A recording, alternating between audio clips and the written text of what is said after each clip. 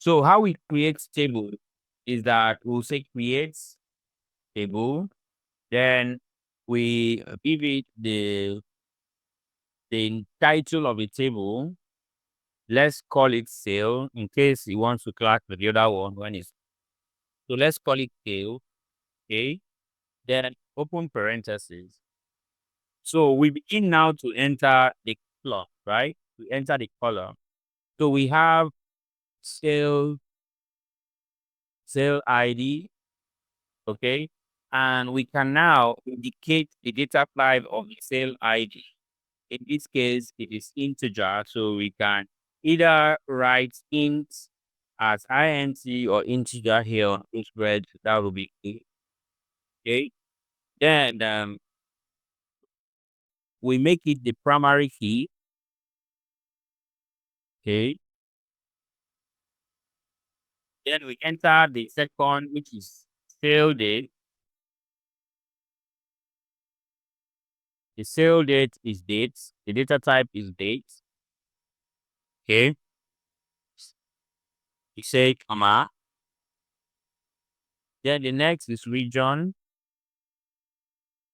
The next is region. So we'll say the region is varying text as used because we can put a length to the text. So let's say paragraph, and we can just make it about 10. Okay, comma. The next is products. The products still voucher, and let's make that 20, comma, and we have the product quantity. We have quantity, and quantity is integer. Okay, quantity is integer, right? So say integer, and then we say comma. Then unit price. Unit price is, we said we are going to use the decimal, right? Or the numeric. Okay. Can you hear me? Yes. Okay. So unit price, let's use numeric. Let's say 10. We want to now put the width, right, of the numeric values that will be entered or accepted there. Okay. So let's say 10, comma, 2 decimals now. We say comma. Then we go to employee ID. Okay, employee ID. We didn't enter employee ID on that table previously. Employee ID here is a foreign key rather. So employee ID here will be the foreign key here. So employee ID is integer, and that is good to go. Okay. Then since we open parentheses, we have that parenthesis closed, we can just close the query. Let's run our query, execute our query, and we see. So we have executed this query. We just click on this play button to execute this query that we've written and we've executed correctly. So to pull up this table, or let's just go down to the tables here now. Let me refresh this. We now have 2 tables. The ones we created earlier using the GUI, and the one we just created now. So let's use the select statement to view our new table. Okay, let's see the table name from sale. Okay, so we ought to see our table headers like this. Are you seeing that? We have the sale ID, the sale date, the region, the product, the quantity, the unit price, and employee ID. Okay. Are you seeing that? Yes, sir. Yes, sir. Okay. So now we can go ahead and quickly create for the second table. The second table is the employee table. Okay. This is the employee table. But before we go do that, let us import our data. Let me see how this data is saved. Let us import our data. What we want to do now is that we have created that table on in Microsoft SQL Server. Those of you that are used to that, we can just basically import. But here we have to create the table, then go ahead and import. So let's right click on the table we just created now. This table we created with this query. Then we will go to import export data. So here we want to import data. So we are going to stay with this data, this import, this selection, and we are going to stay with the CSV because it's a CSV file. Okay. So we go to options, make sure your header is selected because what we want to select, we want the header, the first row to be taken as header rather. So these are the columns in the table that we want to import rather. Okay. So now this file name here, this is where you select the table basically. We want this, right? So you click OK. This is where you select the table that you want to be imported. Okay. Then you go ahead and click OK. If all things is well, like as shown, that means data have been copied correctly. Okay. Now, what are the factors that can make a table not to be copied correctly? Is if we don't have the right data set, they are not matching. Okay, that will prevent the data from copying correctly. Okay, to prevent the data from copying correctly.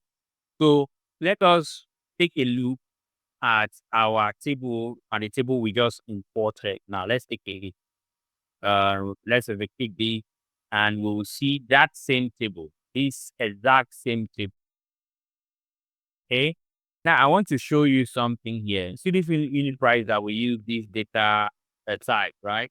You can see what happened. The difference between these and the one I showed you in Excel not long ago, the one I showed you in Excel here, is that these have no decimal.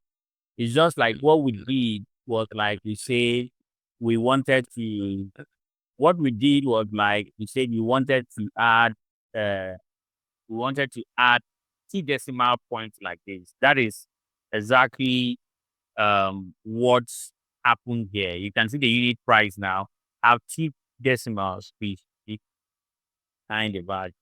So the 10 here is like a character. It's just like you are saying varchar and varying character here. You want to get 20 character spaces, okay? So that is something like that. But in this case, we are in that the numbers. And it is best to use these for something like finances, okay? That you know that if you divide and have decimals, the decimals are important too. Okay, so you don't necessarily have to round up numbers. Okay, all right. So this is one way. Now, this is the way data analysts use. Okay, but let me most of the time when teaching a SQL, we teach by creating, like, so, okay, creating tables. Now, this is the way we do it, okay? Because this allows you to get more data into it because I wouldn't be able to be saying insert values into and be putting all of these. That will not be productive. Let me show you something. Let's create another table call, let's create a student table, right? Let's create a student table. Okay. Let's just create a short student table now. So we'll say create table. Okay. And this table will be called students, right? To be called students, just to show you what I mean. Okay. We'll open parentheses. As you open parentheses, it opens and closes. So just hit enter. So you go to the next line. Okay. Now we want to enter the columns in the student table. Let's say we will now use, say, student ID. Okay. So let's say student ID. So for the student ID here, I want to use the serial. Okay. The serial data type will automatically give IDs to each student based on the data we just entered. So I don't have to insert the student ID in each row, right? It automatically does that for me. So I'll say serial. Okay. So I want to use this as a primary key. Definitely, I'll say primary key. Then I take comma. Okay. Then I go to the next column that I want to enter. The next column could be student's name, student's name. Okay. Student's name, I will want to use the data type. Let me use the data type varchar. Okay. And make the varchar say maybe 30 or 20, comma. Then I'll say age. Okay, age, the data type for age to be integer. Okay, comma. Then I'll say, let's see, student bio, student's bio. So for something like student bio that will need to collect a large form of data or entry rather, I will not use varchar. Varchar is for text. We have character too for text. We have text too. Okay, so text collects a larger volume of text data. Okay, all right. So I think with that we can go ahead and create this table. So if I run this or execute this query now, I would have created that student table. So let's just see the students table so that you see the columns, right? So we are going to use select. The asterisk here means all. Okay. You are going to see in the material that I created queries to limit your view. That is the number of rows that comes out. And we are also going to even see that in this class. So asterisk here means all. Okay. So the from, we are just giving direction because we say select everything from, we want our students, I hope, students, students table. Okay. But let me refresh this. Okay. So that we have that student table. Okay. So let's execute it so that we'll see the students table. That is the skeleton basically. We have the student ID. We have the student name, the age, and student bio. So here now, it is possible that we insert values. Okay, we insert values into uh the students table. So the first one we did was just to import, right? We imported. Okay, let's say we don't want to import. Okay, let's say we don't want to import. What do we do?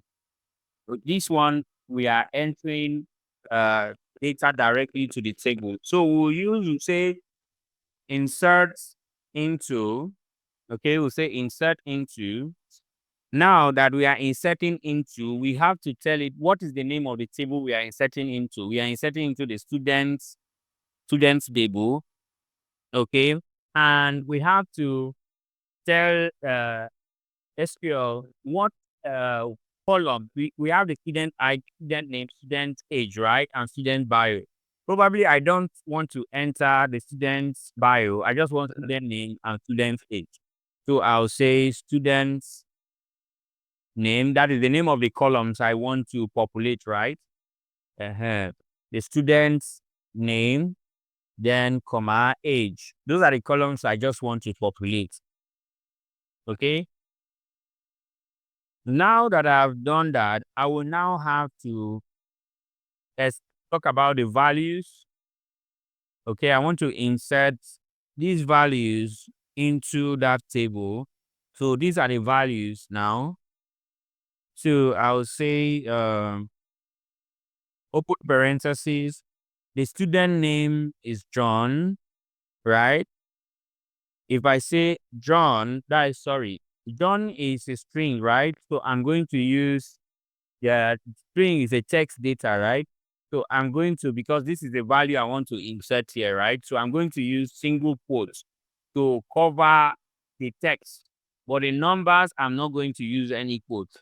If I use a quote in numbers in quote like this fails to be a number, it's a text, okay?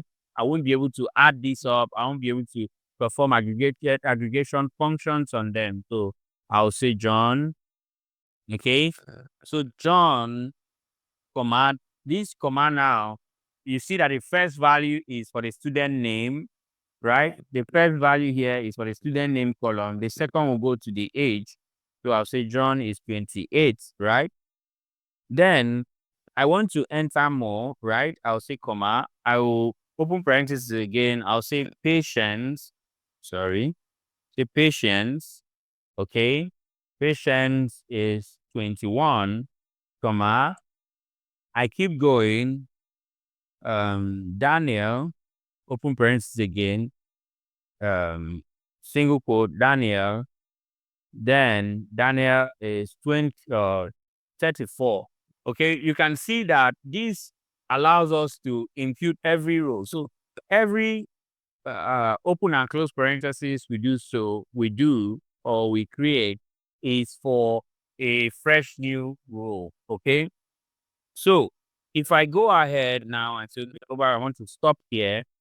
I just want to enter 3 rows of data and I execute this now. It's going to insert these 3 rows into my student table. So let's look at this table. Let me execute that now. You are going to see now we have John 28, right? Patient 21, right? Daniel 34, right? So you can see that. Because we did not impute anything in the student bio, Postgres tells us that there are null values. But see, remember what I was telling you about the serial, right? The serial data type for student ID. You see that we didn't have to say that this is the student ID. It just kept adding the values as we go along. Okay, is that clear? Okay. We have a data in this table. For instance, you remember that we created this table. So for me to fetch the data for the sales table, is just to use this select. Okay.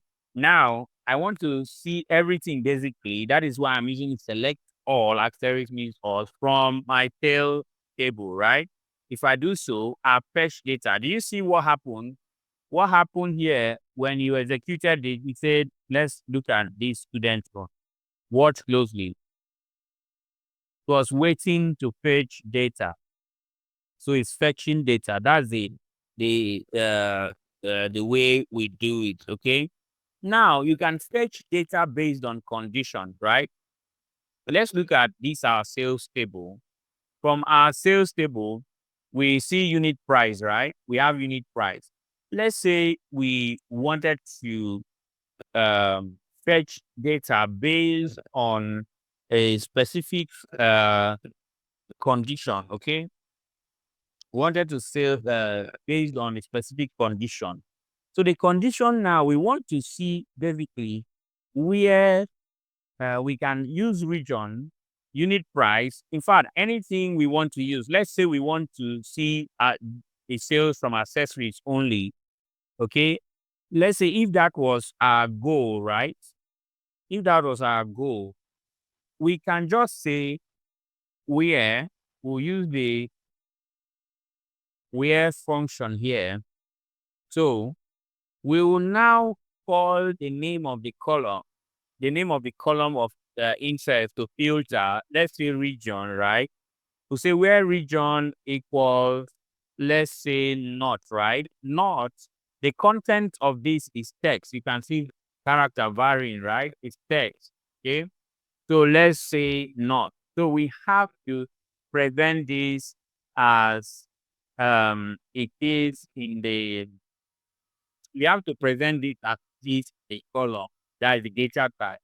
You can see now that what we have done is that we have fetched or filtered data using the region column to see sales that occurred in the not only. Okay, so you can see under region is not. Okay, so you can also, you can no, let me not take you too far. Let's go gradually. Okay, let's go gradually. So this is fetching data. We have created data, we have inserted records. So let us, we have fetched data. So you can add a new column. I don't want us to add a column to this table, because the example I'll be doing that will work all till we drop a table. So let's use this our students table, okay, for that example.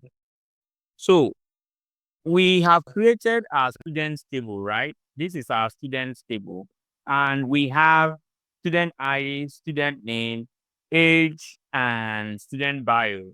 Let's say we wanted to add student email column. Okay, so to add a column, let's say to add, this is a text. What's it called? Yes, comments. So use dash dash for comments. Okay. So to add a new column, we will say alter table, because we want to alter our table, right? We want to alter the students table. Okay. We want to alter this students table. Okay. And we are altering the student table because we want to add a column called what? Email. We want to add a column called email. Now, that column called email, what data type will it contain? It will have to contain a varying character, a character varying data type with the width of, let's say, 50. Okay. So once we do this now and execute this, let's be email, let's see, alter table, student. This thing is not from, oh, did not write, sorry, my bad. I did not write the add column. I said it with my mouth. I didn't add the add column, sorry. So add column, this is the column we want to add. Okay, so you execute that now. We have executed that correctly. So alter table students, that is a table we want to alter a student, and the activity we want to do is to add a column email, and that column will have the data set varying character set at 60 week. Okay, so now we have successfully added that. If we look at that same table again, right, you'll see that we now have email. Okay, we have uh, the email column. Okay, so now that we've added the email column, you can see that everything is null, right? What if you now wanted to update this table? You wanted to update this table. To update the table, okay, we will now have to, that is, let's say I said, oh, you have to add Don's email now. Okay, so we will have to update this students table. Okay, so to update the table, we are going to use the function update Okay. And the table name is students, right? Students. Okay. Then we want to set the email. Let's do it this way. We'll say set the column name is email. So say email, right? And we want to indicate the email to be added. We'll say equal open single quote is text, right? Varying character is text. Remember, if it's values, you don't have to put in string, okay? So let's say John at Michael .com. Okay. So we have to add where. Now we want to say that add this email to the email column where student ID, that is where our student ID, so say students ID, okay, where our student ID is equal to 1. So that is done, right? That is where John is. So this means that this is where John is. If we were talking about patients, we will have used 2. So let's quickly execute this and see. We have executed that. Let's check if it was successfully added to John. We can see it, right? It was successfully added to John. Can you see this? Yes, sir. Yes. Okay. So we stopped at updating. We stopped at updating data. So that is how you can update data. So I'll just end the meeting, and in the next 5 minutes, everyone please join back and let's continue with other one. We'll be going to aggregation as well. We'll be doing a lot. Okay. So you can see that we have successfully added the email. Okay, with this, we have updated the table with this. Okay, so we can go ahead now to we have updated the table. We can now look at how we can drop a column. Okay, we can now see how we can drop a column. We want to drop that student bio column. Okay, so let's drop that student bio column. So you know that we are altering a table by dropping the column. So I want you to understand the difference between altering a table and updating. So by updating, you are not altering the table, right?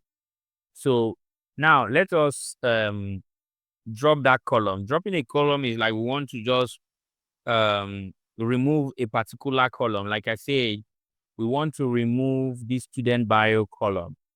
Okay. So let me just say dropping a column. Okay. So now let's do that by first indicating we want to the table we want to alter. And the table we want to alter is the students table. And we want to drop a particular column. Okay, we want to drop a particular column, and that column is student bio. Okay, student bio. Okay, that column.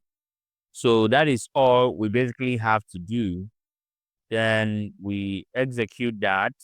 Okay, we have executed that. If we go back to look at that table again, we'll see that that student bio column have been successfully dropped. Okay, we have dropped that column. Okay. So it is possible if you're asking, can you drop more than one column? Definitely you can drop more than one column. Okay. So what about if you want to delete a row? Okay. Assuming you want to delete, let's say you want to just delete, say, this Daniel, the content here, you want to delete that row. So how do we go about that? We want to now delete from, okay? Sorry. Delete from the student table, okay? And now we will have to indicate, because it's a row that we want to delete, right? We'll have to indicate the value that points to that row, and we'll be using the employee ID, okay? So say where, what did I say? We'll be using the student ID rather. We'll be using the student ID. So say where student ID equals, so the student ID we say we are looking at is the student ID 3, right? We say we wanted to delete Daniel, okay? This one. So let's execute that. We have deleted 1, right? You can see delete 1. So let's look at our student table again. Now we see that we no longer have that row within that table, okay? Let's go ahead and drop the entire table. So you can drop the entire table, okay? And let's see. Okay, let's do that here. So we won't see the table anymore if we drop the table. So to drop the table, we'll just go ahead and say drop table, and the table is students table, okay? If we drop this now, we are not going to have that student table anymore. Okay, we have dropped that table. So if we search this now, we are going to get an error because we don't have anything like a student table anymore.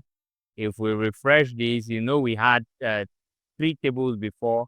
Now refreshing it, we have 2 tables. But you can still go back and create your table. But when you create your table, that means you have to start executing all of these that we are written before you come back to seeing your table anymore. So these are just ways of learning how we can uh, manage our databases.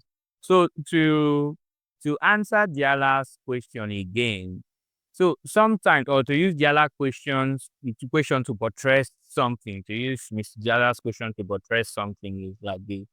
So as we progress now, you see that we can actually create views.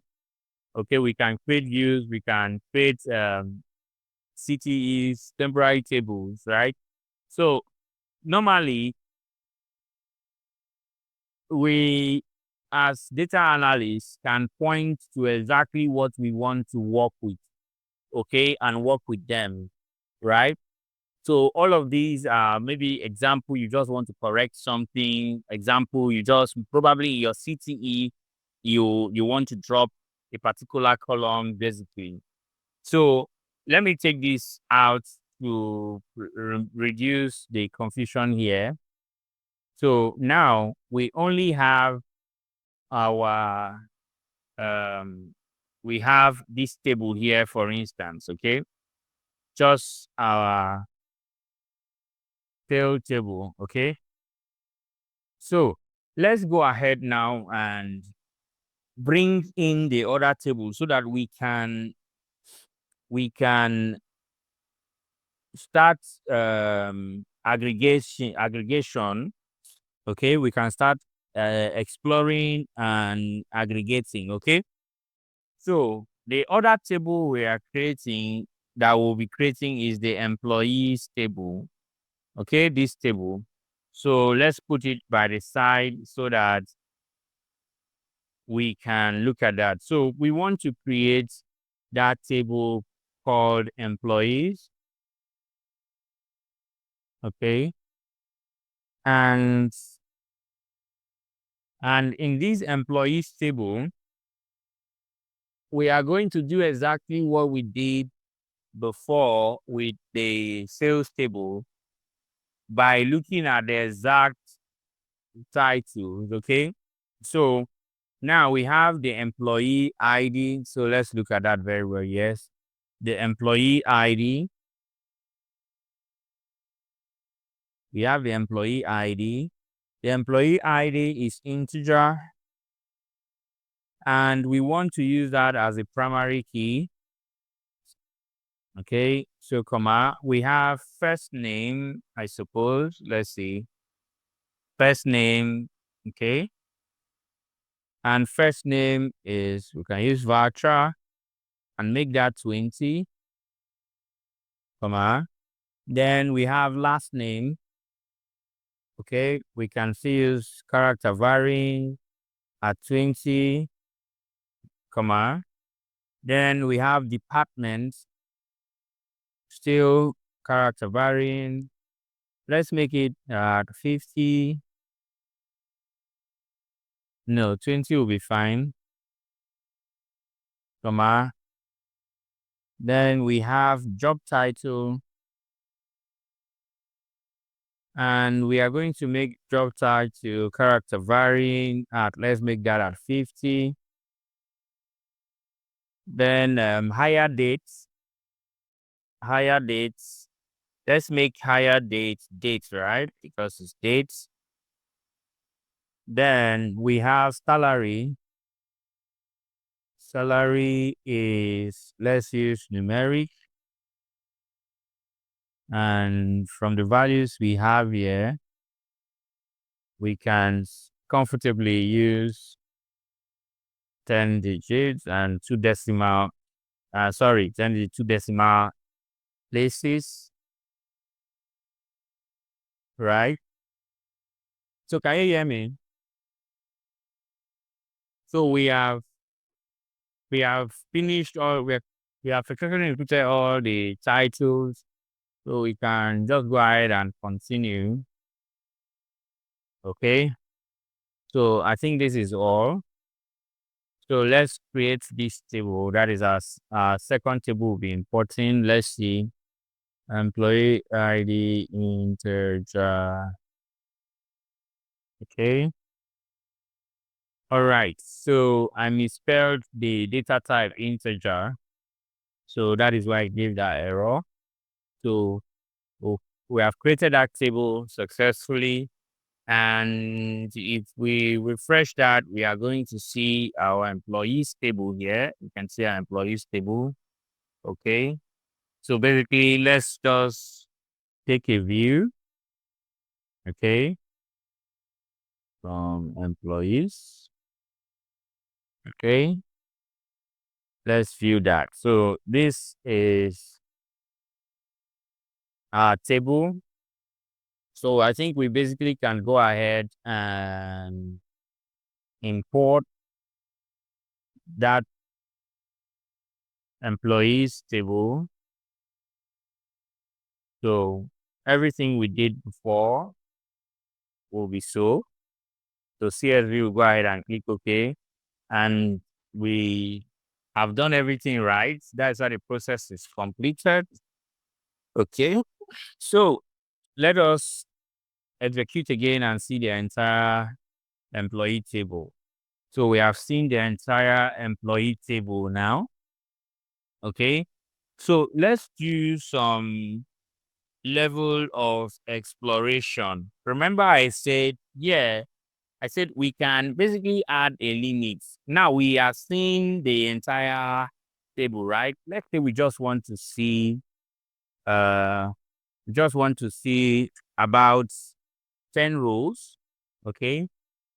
We can use this. Execute now, we will just have 10 rows. Okay. You can see that it's not the top 10, it's just the 10 rows, the first 10 rows. If you want to see the first 5 rows, this in first 5 rows, just for you to do this way, and we are going to see the first 5 rows. Okay. All right. So let's say here now, we want to do ordering. Let's order the most recent employees. Okay, the most recent employees. The most recent employees will be the ones that will have the most recent dates, right? So if we order by ascending or let's see. If we order by descending order, we will have the most recent, right? So let us look at this now. Okay. Let's say we want to select just 2 columns. So this is us selecting just 2 columns now, right? And we want to select the employee's first name, and we want to also select hire dates. Okay, we want to select hire dates. And now, definitely from the employees table, right? Okay. So we are going to now use order by. We have used the where statement. So let's use or the where function. Let's use order by. We want to order by the hire date. That is, we are basically doing ordering, right? So say order by. Okay. So we are ordering by hire dates. That is, these are names of columns, right? And we want to order by ascending order. Okay. I think this will give us from the newest. Okay. Let's execute that so you can see the ordering. Okay. So you can also order this by descending order. That will be okay. That will be descending order. We can order by descending order. So if we execute this now, you are going to see from the descending order. So this is just simple way we can order. Okay, this simple way we can order. So now there is select these things. Okay, so let's look at the entire table again. Let's look at let's look at the entire table again. So if you look at the job title now, you can see that you have financial analyst, and so on, right? So it is possible that we can select a distinct job title. You have financial analyst, recruiter, HR manager, and so on. So we will be able to select a distinct job title. Okay. So let's do that. We'll say select distinct. Okay. The column of interest is job title. Okay. And that will be from our employees table. Okay. Let's execute that and see what we have. We now will just have a short dictionary of each of the distinct job roles. You see, now we have account manager instead of you see the financial we had earlier. We had financial analyst, that is repeating basically like duplicates, right? So here we can say that okay, yeah, truly we have about 15 job roles in the organization. Okay, is that clear? Yes, sir. Do we have any question? Okay, no question. So let's keep going. Um, so what will happen is this. Sorry, sir. Please, help me on this point again. I didn't quite get what you were saying on that. This. Okay, now if we look at this table now, for instance, see the job title. The job title is like if you look at this, we have financial analyst, we have financial analyst here. If you check, we have 6 executives, we have another sales executive here. That is, from here, if somebody asks you what are the distinct roles or job roles you have in your organization, you hardly be able to tell by doing this, except and it's going to be difficult if you want to say, okay, recruiter, recruiter have appeared once, financial analyst too, let's check again. So it's going to be difficult for you to do that, right? But you can it's just like in Excel, right? I think we have this thing in Excel here. Just like in Excel, you look at uh, uh, where is that? Where's that employee table? In Excel, you look at this now and say, okay, if we add a filter here, basically, let's just add a filter here. We add a filter and we can just look at this. You can see these are distinct rows, right? Can you see my screen? Yes, sir. Yes, sir. So these are distinct rows. We can see there no repeat, repeat here. Although these ones now will help in filtering. So okay, you want to see account manager, content creators, and so on. It's just like what we have done is like removing the duplicate from the table. Let's see something, but it's different from how you would do it in Excel here. For instance, in Excel here now, you might say to remove duplicates now will mean that you will have to lose that data. Okay. If you want to remove duplicates from job titles, you basically lose the rest of the data to only have that unique set of your distinct roles. I don't know if you get that. Yes, I do. I do understand. Okay. So that is it that we have done there. So now we we can now basically look at aggregation functions. That is counting, summing, averaging, and grouping to compare like with like, basically. So we have counts, we have sum, we have average, we have minimal and maxima. So let's, in this case now that we are looking at, we can do a head count. That is, counts can help us with like a head count to say, okay, how many rows fit a description, right? How many rows fits a description? Then we can sum. Sum will mean that we are doing an accumulation, that maybe how much money, how many units were sold, and so on and so forth. So the average now is for measuring central tendency, right? Then the minimum and the maximum is just to help us find boundaries. That is the smallest, minimum, the smallest number in a distribution, maximum, the largest number in a distribution. Okay. So if we want to basically put all of this to practice within our let's look at this table within our sales table. Okay, let's practicalize it within our sales table. Okay, we can basically do that here. So let's go on and do some aggregation. So we will start with select. Okay, we want to now that I talked about aliases in this material. Okay, so let's say count.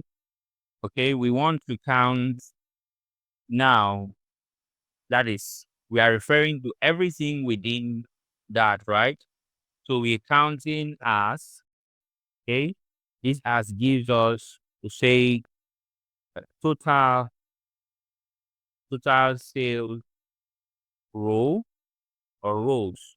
So, okay, then we want to sum. What can we sum on this our table? We can sum you know, since we are using as for alias, let's do this now. Let's say sum, okay? As we are summing this, we want to get revenue. So to get revenue, since we don't have a revenue column, revenue can be a multiplication of quantity and unit price, okay? So let's go ahead and multiply that within sum. So say unit price multiplied by quantity, unit price multiplied by quantity.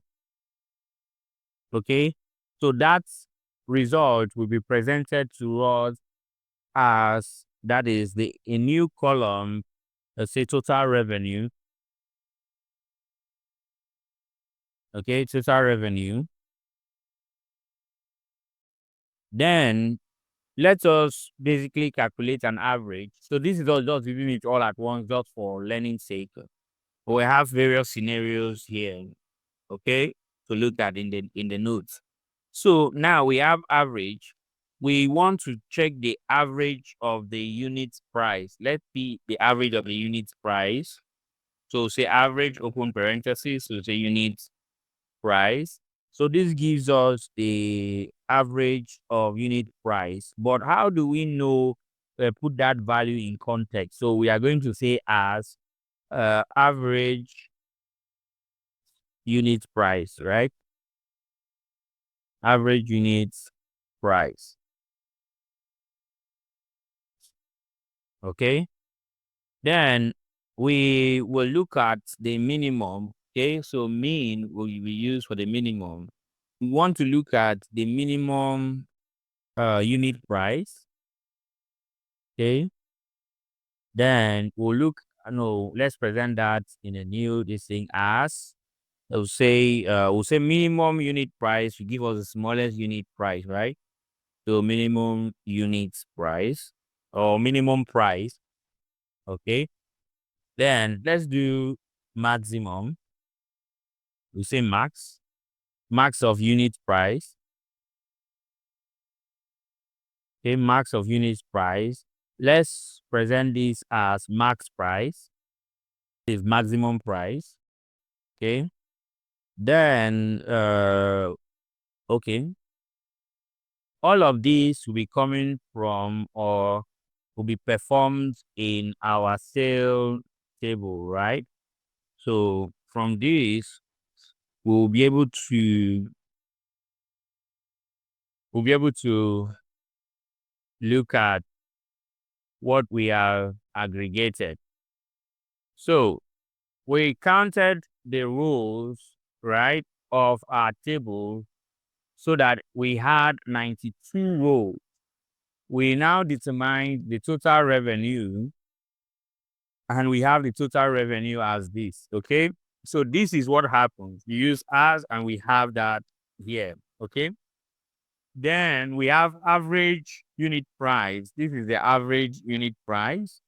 Then the smallest price in our table, the minimum price is 7,259, while the biggest price or the maximum price is this.